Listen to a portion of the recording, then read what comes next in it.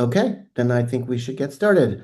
Uh, Good afternoon, everyone, and welcome to the NYACP Resident and Fellow Committee's second in our series of uh, webinars addressing career transition.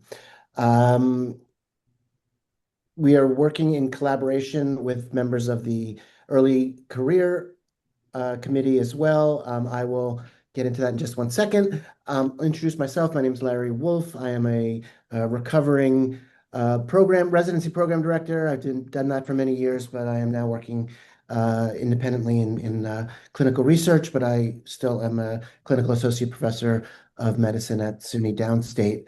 And I'm also a counselor for NYACP as of today. Um, So I don't know, my screen just did something weird. Okay, now I'm back. Um, so I'd like to introduce the people that are going to be running this session. And the session is, of course, we scheduled this intentionally in June to really target PGY2s, but it's also, of course, for all residents and students and anybody else who wants to listen and hear about this. But it's really meant targeting that stage of residency where you've formed kind of what you want to do and you're working on how to actually get the job, and how to prepare for that transition. So we are going to try to help all of you by answering all kinds of questions about this. So first off, uh, the webinar will be hosted by two resident members of our committee who have worked really hard to prepare for this. We have Kiri An, who is a PGY3 at Westchester Medical Center, and Seema Rawal, who is a soon-to-be PGY3 at Arnott Health in Elmira. So, and our panelists today, I can do from left to right on my screen, but I don't know if it's the same on others. We have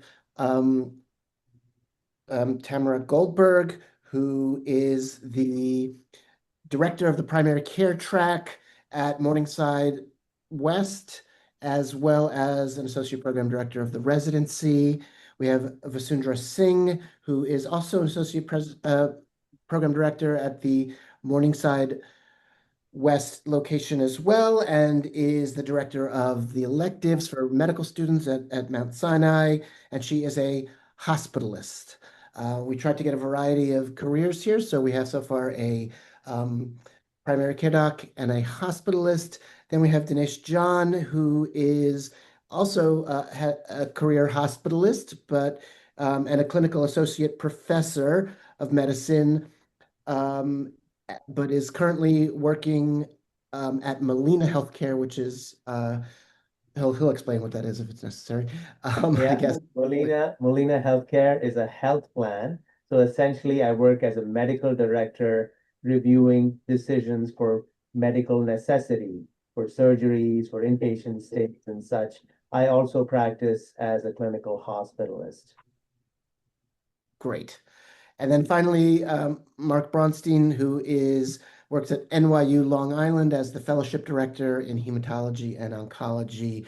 Um, and I think I'll turn this now over to our resident hosts and let you guys start the program rolling. And of course, we want this, by the way, for those of you here, if it's going to be as interactive as you'd like. If you have questions or you want to ask a certain panelist or the group of panelists something as we're talking, feel free to put one of those hands up on Zoom, and we'll be happy to have you participate. The more interactive it is, the better. All right, see ya. Doctors An and Rawal, you want to take over? Yeah, I can start. Hi, everyone. Again, I'm Seema, and I just want to start by thanking all the panelists for being here for this discussion. I know as someone who's going to be a third year soon, this is very important. And I know even as a recording, this will be something I'm going to refer back to. So this is very, very helpful. And then I'll let Kiri introduce herself as well, and then we can start with the questions. Yes, and I'm Kiri. I'm a third-year resident who's also kind of entering the job searching space in the process. So I really appreciate all the panelists for being available and carving out time in your busy schedule. Alrighty, so we're going to start with the big question. How and where do we get started? And then I would ask this with Dr. Singh, if she could get started. Absolutely. Thank you. And I think that's a very relevant question given that it's June. You're winding down PGY2, you're heading into PGY3, you're starting to think what happens the summer of 2027. And so I think, is this the right time to start? Absolutely, yes. For those with visa considerations, I would actually consider starting a little bit sooner, right? So that timeline might not be 12 months. That timeline, if you need a visa, might be slightly longer than 12 months, somewhere in the realm of 12 to 16 months. And then really sit down and introspect, right? Where do you want to land up? So, what's your geography? What are your clinical interests? Do you want academic involvement or not? What should compensation look like? What's a really good compensation to you feel like? What is the lifestyle you're looking for? And most importantly, your long term career goals. And all of this is not going to come to you in one day, right? This is a process, this is an iterative process.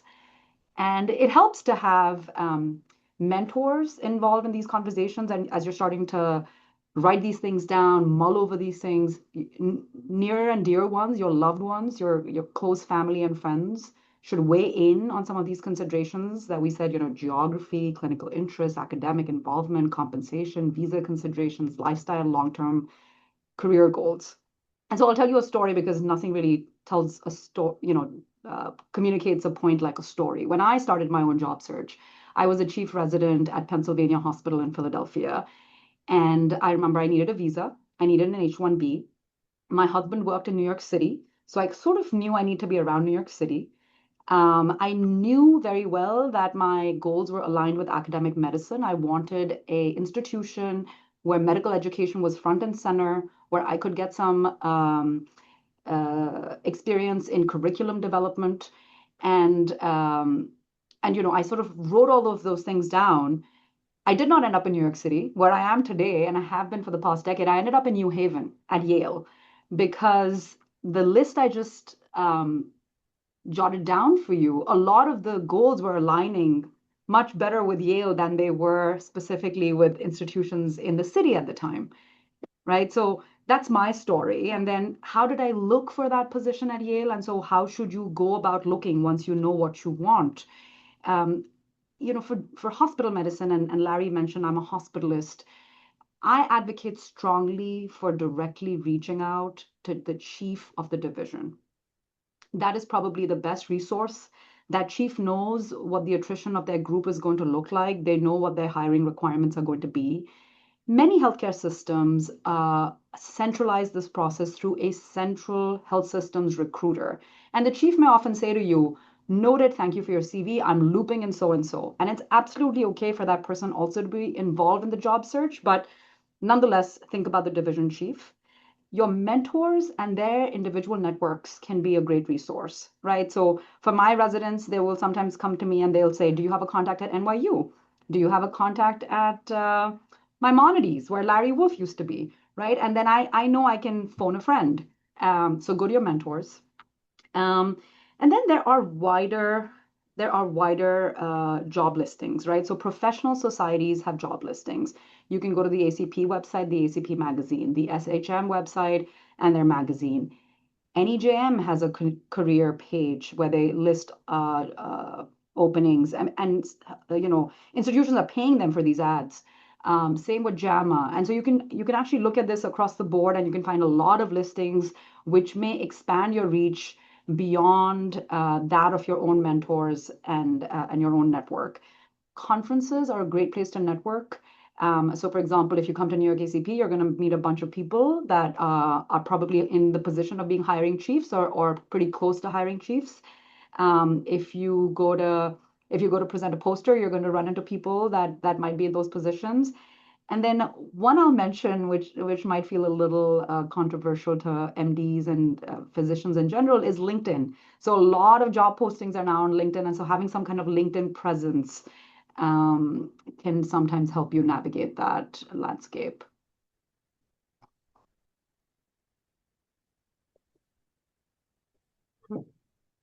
So I'll chime in.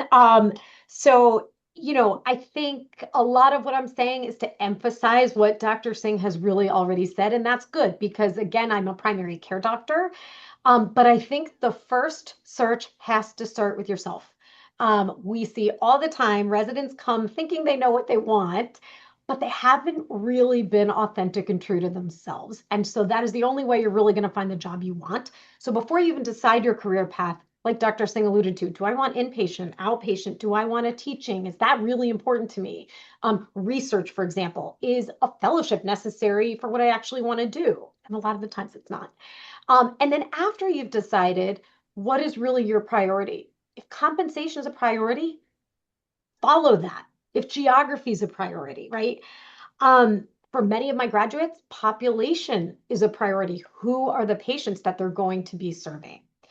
So, in addition to asking yourself these questions and sort of searching through yourself, it's really important to gather information. Dr. Singh touched on a lot of this. Use your networks. Do not be shy about asking attendings and faculty for their career advice. What do they wish they knew?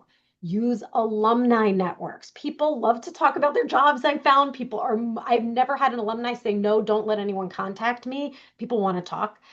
Um, you also need to identify your restrictions. That may be geography. Obviously, for those on a visa, that may mean looking for waiver jobs. Do I want full-time versus part-time? So there may be restrictions in place that you need to acknowledge. And finally, are the online resources. ACP Career Center is a great one. Practice Link, there's a lot of online resources available, but gather information from as many sources as possible.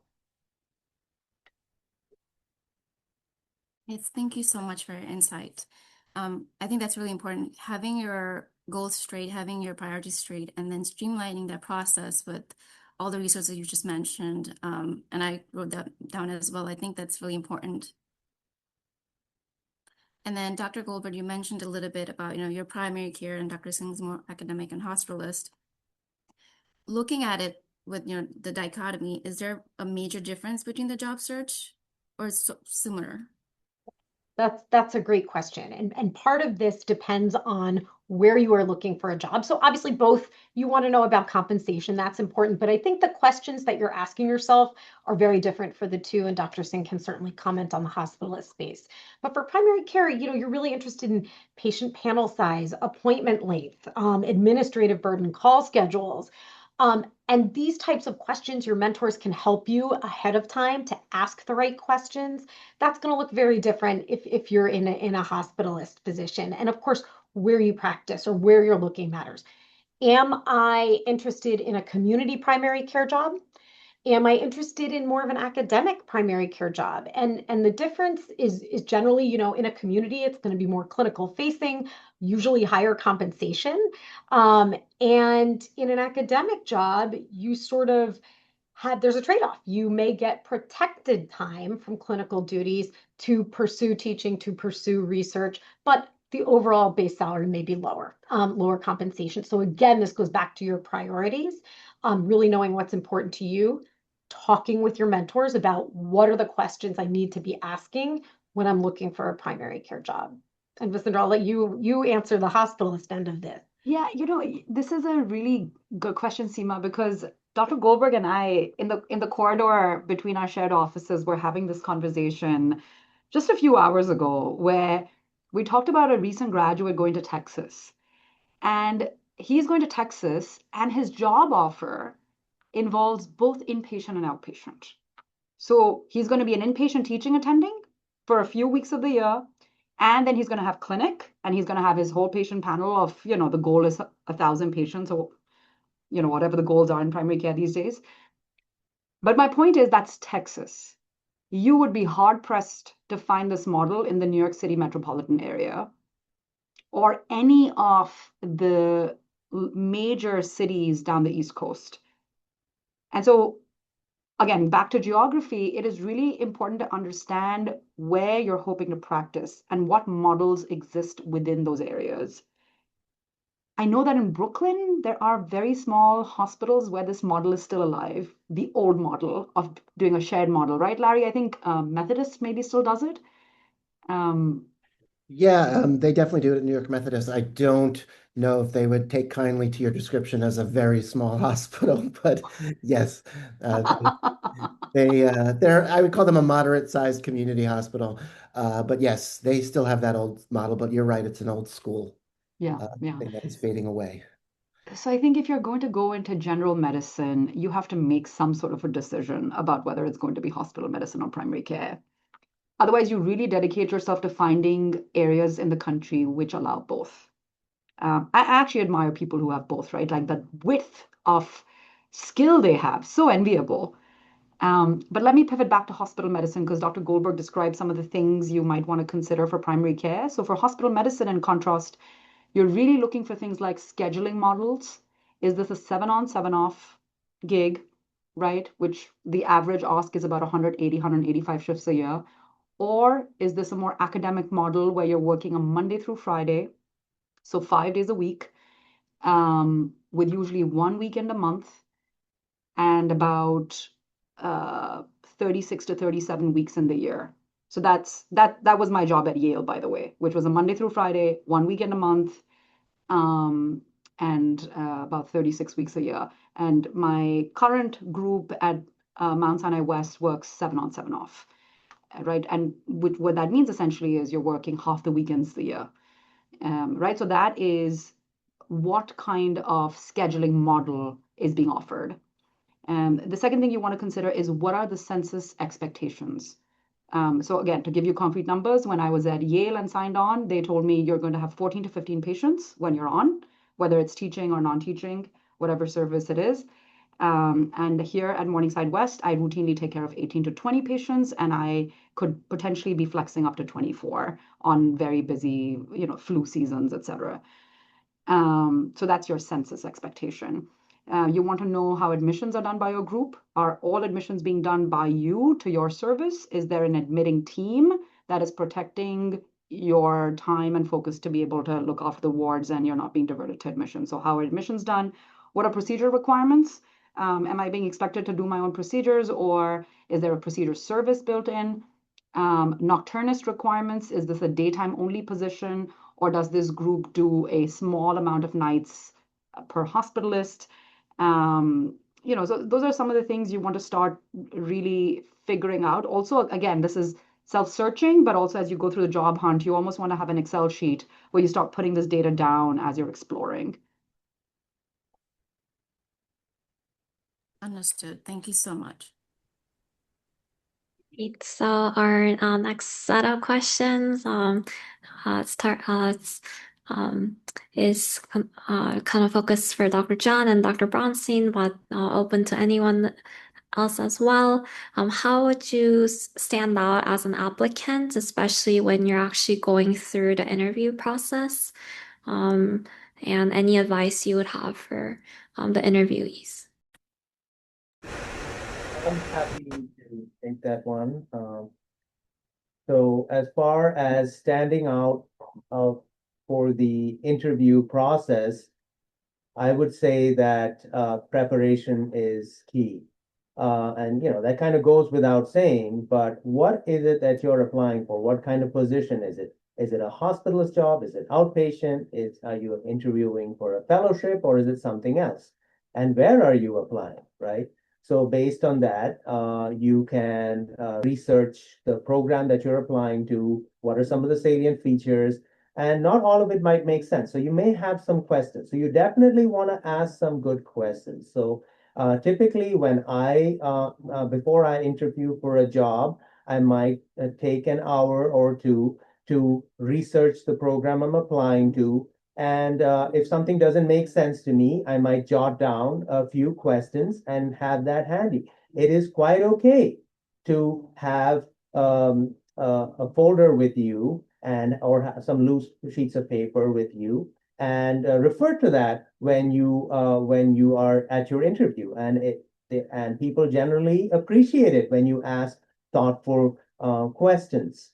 I would some other common sense things to consider are make sure you get a good night's rest. Make sure you eat something before you go so that you have fuel in the tank.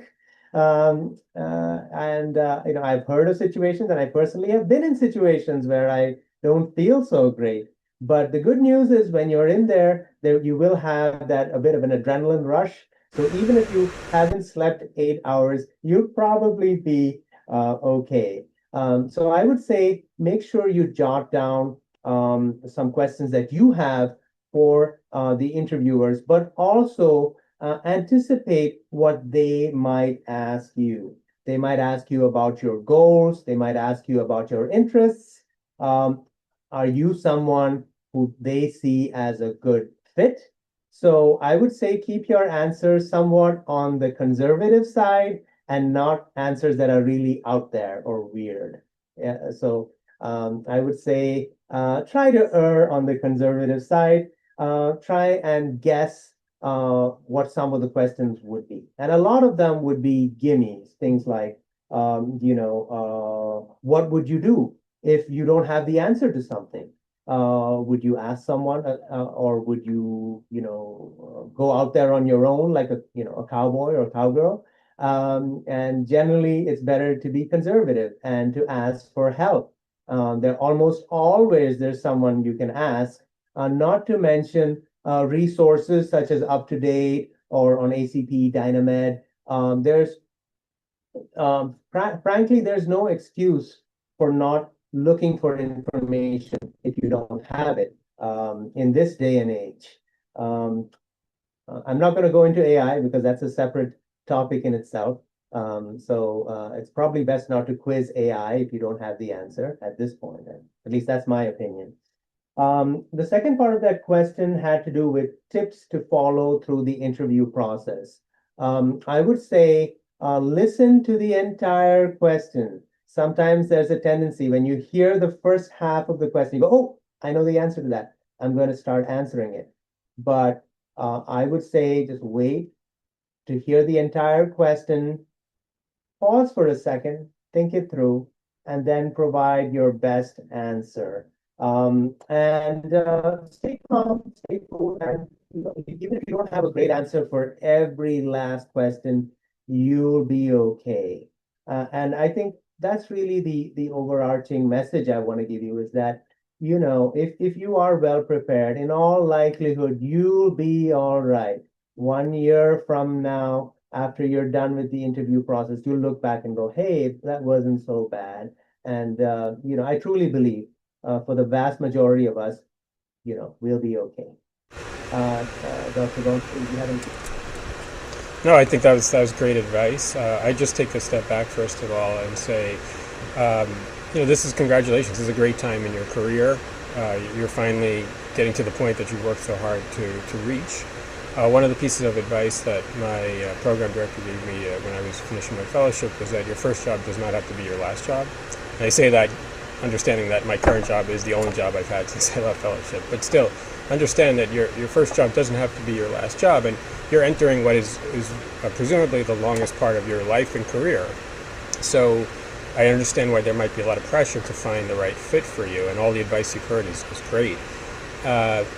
So one thing you haven't heard is, ERAS and personal statement and all these things, because that's not the case here. This is finally the period where a lot of the power is in your court to look for the position you want and not try to match to a program where it's an even power distribution. So I've heard numbers quoted in the hundreds of thousands of dollars that it takes for an institution to recruit a physician. So they're really looking for someone who's invested in that institution. So when you interview, realize that they're not going to care so much about your board scores or a letter of recommendation. They're caring about you as an individual, who you are, and are you a good fit for the culture of that practice or that institution. And likewise, when you ask questions and get responses from them, you want to get a sense of, is this the right fit and culture for me to fit in here? Do I feel comfortable relying on these colleagues to cover my patients, to cover their patients? Are they family friendly? Are they suitable for my needs as an individual and my lifestyle? all these things allow you to have the power to decide if the practice is right for you. So, I mean, general tips for interviewing, I think all the audience here that has been through residency and medical school interviews know, about the, being professional, dressing appropriately. Most likely this is going to be an in-person interview. So, like Dr. John said, you want to come prepared with some understanding of the practice and answers to expected questions like, why do you want to join this practice? But I think you should also, like Dr. John alluded to, you should have some key questions that are really kind of make or break things for you. Now, they're not going to come out right in the first, encounter and tell you all the nitty-gritty things about the salary and the time and the support you might have. Those things might come afterwards in the form of a contract negotiation, but you can try to get some of the answers, especially if you know somebody who's already practicing there, about some really key things that you're looking for in that particular practice. For example, how many days of work, how many shifts, like we spoke about, or even, will I have APP support in my practice or nurse support in my practice if I'm doing inpatient or outpatient. So, try to think about key things that are going to make your quality of life better and ask those questions during the interview.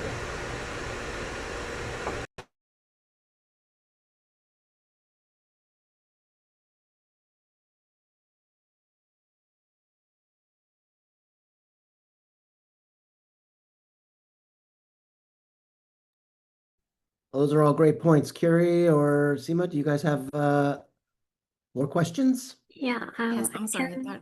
Oh, yes. Thank you for all the advices from regarding the interview process and how to even start for a job search process. One thing that was mentioned was like contracts and negotiations, and I was curious, are there any red flags to look out for, or when you are going through the contract negotiation process, do you have any advice? Would you have any like lawyers involved? Like how should residents who don't have much experience within this side, how should they proceed? I'm happy to start on this topic.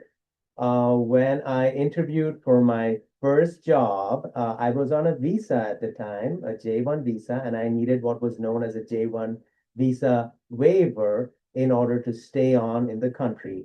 So I was in a bit of, I didn't have the strongest bargaining position. Let's just say that. So your potential employers sometimes will know that. And I was really lowballed when I did my first interview. So it's definitely helpful to know what is the going rate for someone in your position just coming out of residency. What can you expect to be offered for that particular geographic area? And there are resources out there, such as MGMA, that can give you an idea of what you should be getting paid. But also, I would say it's good to have mentors within your residency program or outside who can give you a general ballpark idea of what you are worth.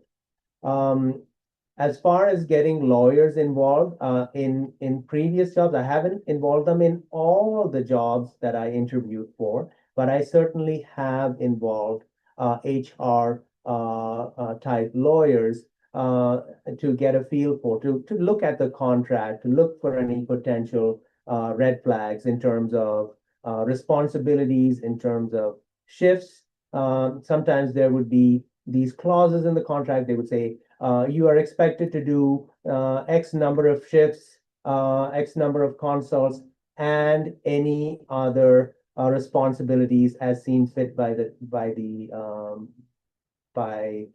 director. So it's sometimes good to have some clarity as to what you can expect. What does other responsibilities mean, right? So I would say that involving a lawyer would be a reasonable step to take. I believe that ACP has some resources in that area. I think they've partnered with a group called Resolve, maybe. So there are sources available on the ACP website under the Physician Contract Review and Compensation Tools section. And there are free resources. There's something called Contract Hub, which has benchmarking information and even has a contract scorecard. I'm looking at it now. So there are free resources available to ACP members to help with this. But I would say, as far as getting a lawyer involved, that's certainly something that you should consider. At the very least, have a trusted person, such as a mentor, take a look at the contract. Would I get AI involved in looking at the contract? Maybe. I don't know if anyone has done that yet, but it's I guess, an evolving area. I'm happy to comment a little bit too. Thank you, Dr. John. That was really great. So first thing is that this is one of the things that you may not be accustomed to, having not signed a contract outside of your boilerplate, residency contract. So the first advice would be plan to negotiate and get comfortable with it. It's almost expected sometimes that you're going to ask for certain things. Even if the contract is set in stone, there still may be some small things. For example, asking for more stipends for travel to conferences, or asking for resources for research. Little things that don't involve making major structural changes, but still can be part of the ask. Obviously the salary. If you don't ask, you'll never know.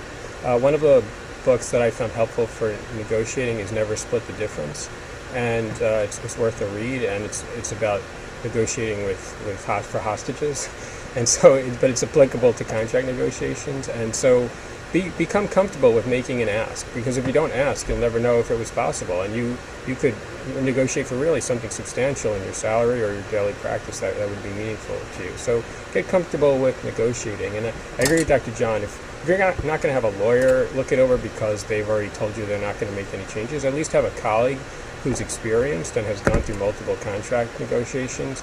Just read it over and see if there's any really major red flags in the contract.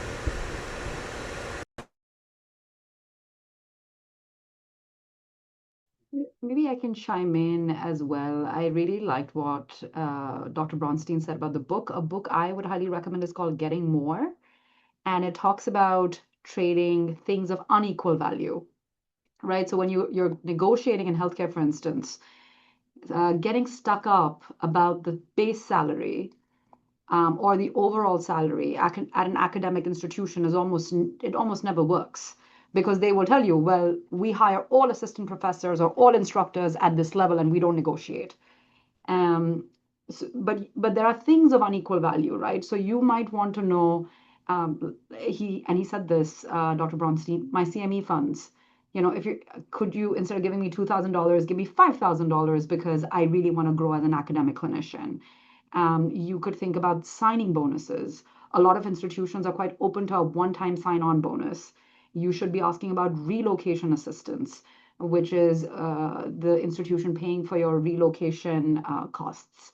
You should be clarifying productivity incentives, which is, sometimes it's very difficult when it's your first job to understand what an RVU target actually means.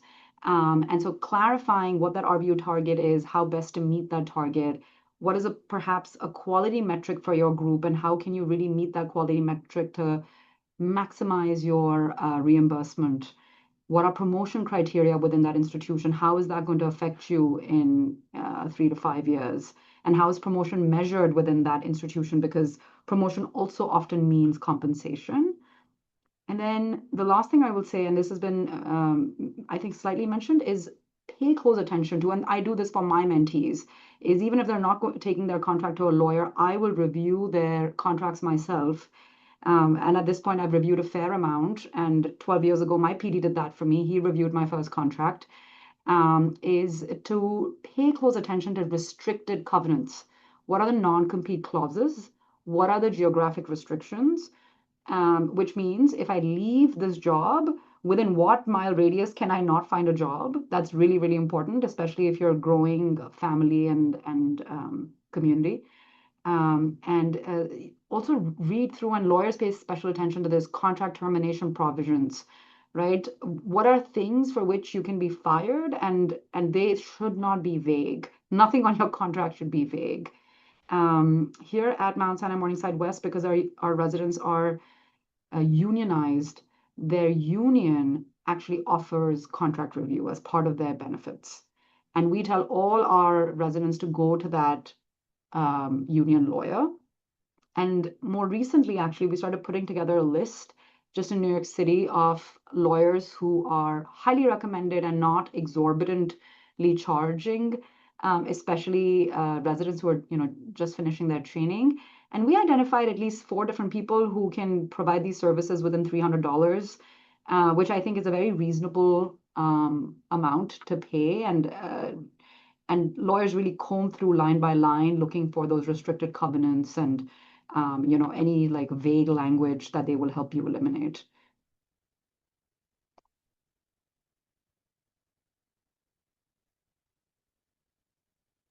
Thank you so much. I think especially the details and the resources, the books, all that is very helpful.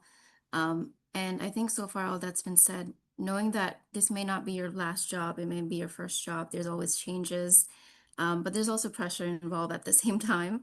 So having that good balance about both and having the resources, having the right mentors that you all mentioned, so very important. And now to kind of divert the questions a little bit and going back into your own experiences, this goes to all the panelists. Knowing what you know now, if there's one top advice you would give yourself or to a third-year resident, and one thing you would change that you've done. I'll take this. I think, one thing I would recommend is get started earlier than you think. It's kind of weird because all of a sudden you're finished with your intern year. And you're like thinking about a job, I still have 2 years left. But as Dr. Singh pointed out, certainly if you're on a visa, that may require an earlier timeline. But also things like getting your CV compiled. A lot of residents haven't thought about their CV. And I always say, open up a Google document and start documenting anything you have done to contribute to medicine or the community outside of clinical work. Put it on paper because it's easy to forget. Morning reports, for example, obviously presenting at a conference, things like that, but put it on paper and just start that real-time process of getting your activities documented. That starts, now, wherever you are at as a resident.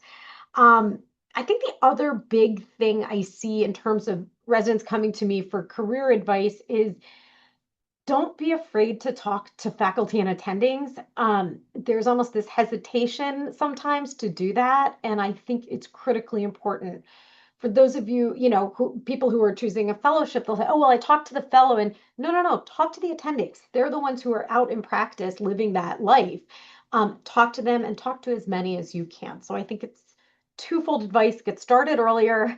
It's never too early to start seeking information. And two, certainly do not be afraid to talk to other people who have already been placed in a position to ask them their take on the process.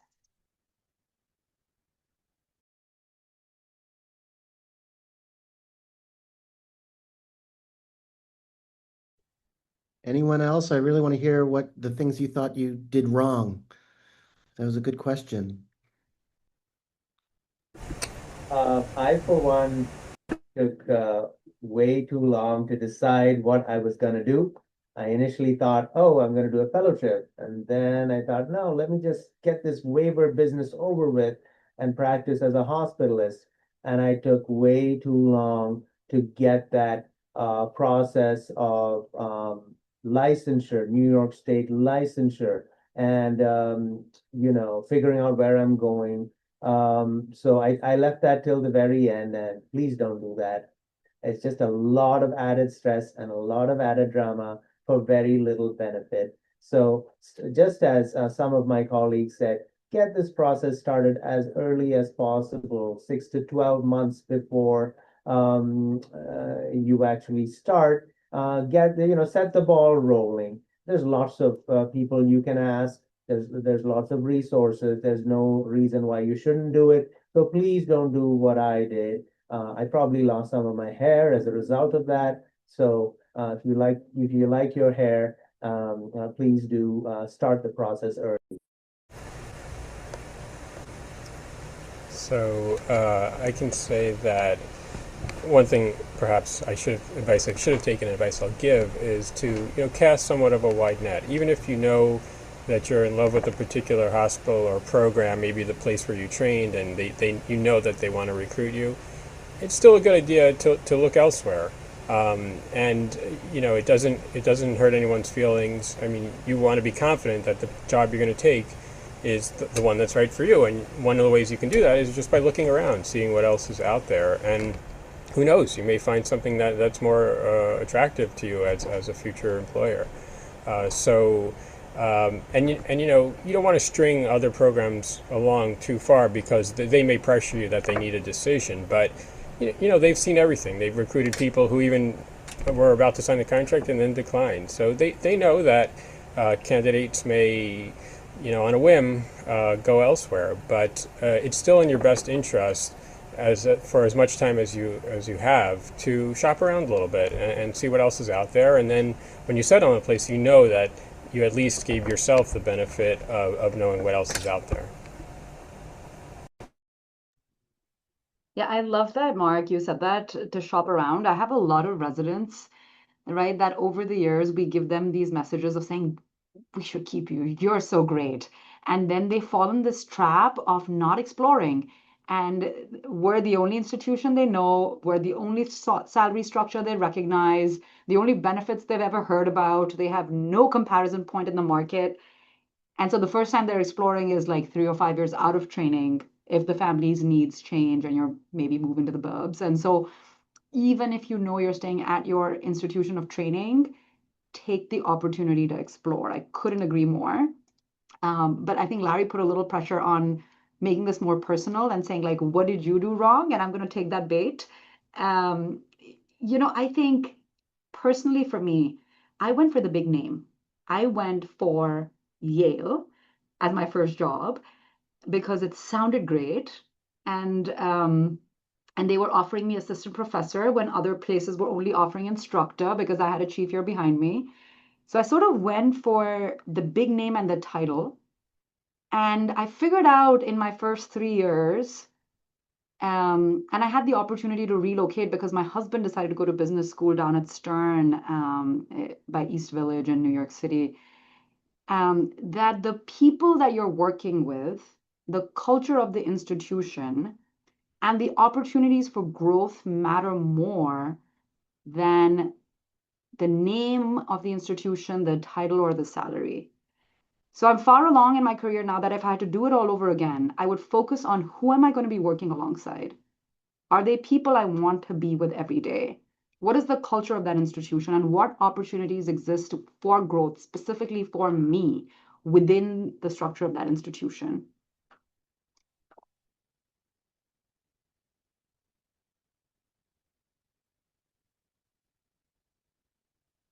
Thank you for your personal experiences. I think that we can get insight from all of that. And then I guess looking back now, kind of talking financially, what advice would you give to third years starting off as attendings? How would you do things differently? Where do we start? Just, with financial budgeting, anything like that? And to everyone. I'd like to go first, if that's okay. So it was an interesting feeling when I stepped out as an attending, and I was doing 40 hours a week, and I look at my paycheck and I go, whoa, I'm making almost 4 times what I did as a resident. Well, I'm scamming these people. It has to be. This is a scam. But no, you're worth it. You've done all this hard work to get to this point. And honestly, this is sort of a deferred gratification because my colleagues in engineering, who went into engineering from high school, they were making good money right from the age of 22 or 23. So, it's only fair. But try to avoid that trap of going, wait, I have all this money now, and now I need to have that fancy car. I need to buy my Mercedes or BMW. I need to buy $1 million home. I can't tell you how many of my colleagues have fallen for that trap. And in the long run, nothing good comes out of that. Keep in mind, you may have college loans. You may not, but you may have college loans. You want to budget for that. You have a beater car, you have that reliable Toyota, maybe think about hanging on to it for a few more years. And that $1 million home, well, in this market, you may not be able to avoid that because everything's so expensive. But if you can opt for something more modest with manageable payments, please do that. Put away some money for that nest egg early on. Why is that so important? Because the money you invest now will be worth the most when you retire. That few $100 might be worth a few $100,000 by the time you retire. So it's never too early to start saving, is what I would say. I guess I can go. Yeah, that's fantastic advice. And we actually, as a graduation gift for our fellows, we get the White Coat Investor. I have no conflicts of interest with any of these books, by the way, but we get them a copy of the White Coat Investor because if your financial house is not in order, it's going to be more stress for you at work. And when you're taking care of sick patients, you want to be focused on that and not about financial tolls, in your personal life. So get your financial house in order as best you can. I'd say, this is what you worked so hard for, and but at the same time, I think this transition is most unique of all of them because no one's chasing after you anymore to attend conferences, or you're not studying for a board exam after you complete that. So now you're really focused on clinical medicine, and there's still a lot to learn. Most of how I learned, I tell my fellows, most of how I learned to manage my subspecialty area was after fellowship. Once you're at the helm, you're really learning the nitty-gritty about how to manage patients, and more so than when you were in training. So, keep learning and expect that there's still a learning curve. How to promote what you're doing, how to collaborate, how to find colleagues as mentors at the attending level. All these things are still skills you'll acquire, and it's really important to find mentors that can help you navigate and negotiate this process after your training. I would say, to partially answer Larry's question and this question, one of the things I was not savvy about was retirement plans and employer contributions. And that is something that right from the get-go, you should be getting guidance on because it's hugely important to understand and can really make a difference in terms of your financial future. I posted a couple of links in the chat. I had some residents over for dinner at my house this weekend, and I gave them all a copy of The White Coat Investor. And I said, read it from cover to cover. It's a short read, but it's one of those books you're going to read several times over.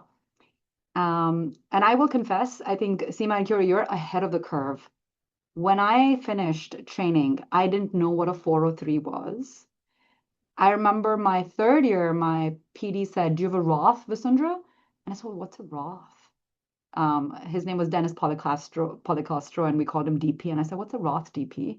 He's like, oh my God, you've gone through your training. You don't know what a Roth is. You're going to make attending salary. You won't qualify for a Roth soon, right? So I think these conversations just probably start at the level of M3, M4, a little bit before you even hit PGY1, where you actually start making a paycheck. And I want to actually introduce Dr. Joshua Jimenez's talk. Karen, do you have the YouTube link for it? It's fantastic. Josh Jimenez has done us a favor at New York ACP and has come and spoken with us a few times. We've recorded him, I think, more than once. Yeah, more than one. It's so good. Yeah, I can find it in a second. It's a recorded webinar.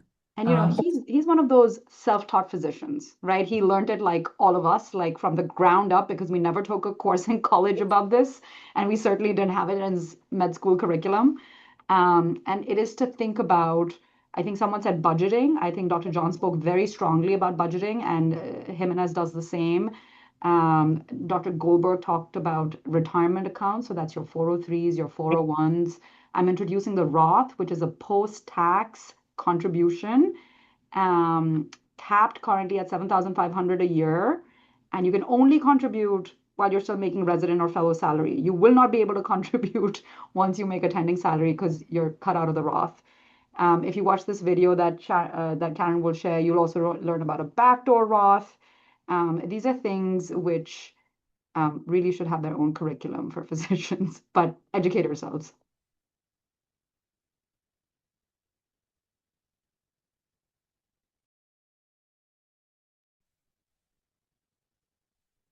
All right. Well, this has been all very, very helpful. Oh, Karen just posted that in the chat. That's great.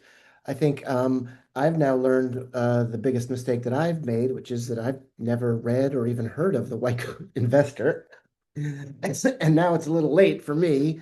But I hope I'll make it through retirement.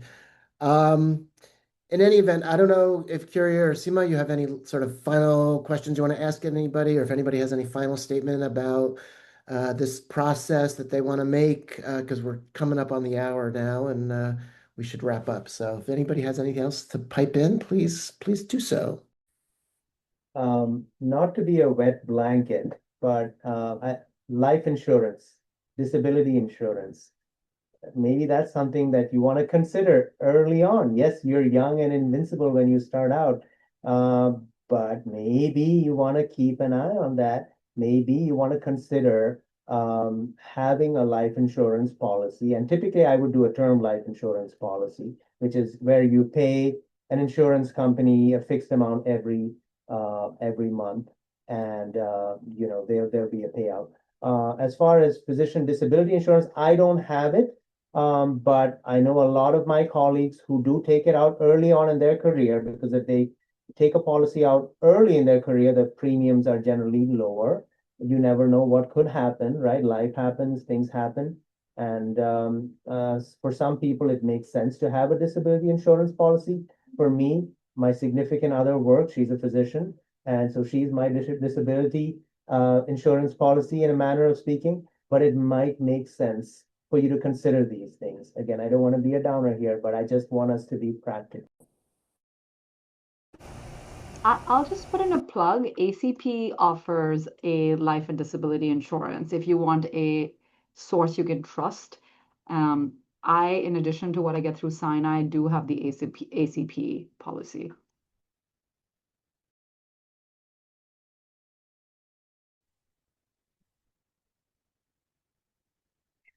So I think we lost Seema. So we're up to the hour. We want to wrap up, you guys.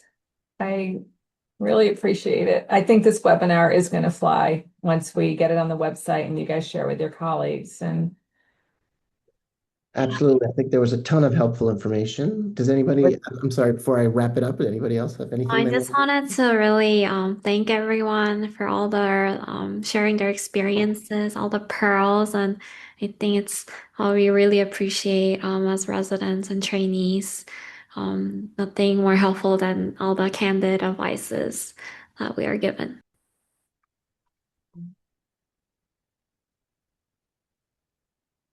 All right. Well, I want to thank our four panelists, Drs. Goldberg, Singh, John, and Bronstein, and our two moderators, Carrie and Seema, and of course, Karen, who makes everything run here at NYACP. And I hope you all learned something, and I wish you all the best. You could always reach out to any of us with questions about any of this, but probably the best person to go to is somebody that you trust in your residency program, either your PD, one of your APDs, or even a faculty member who is somebody that you feel like you can really learn these kinds of things from. All right. thank you. Everybody have a Thank great you. evening Thanks. again. Take care. Is there- Meeting. Okay, so thank you so much, you guys. And I apologize for the, No, is the recording still on? I just stopped it. Are you sure?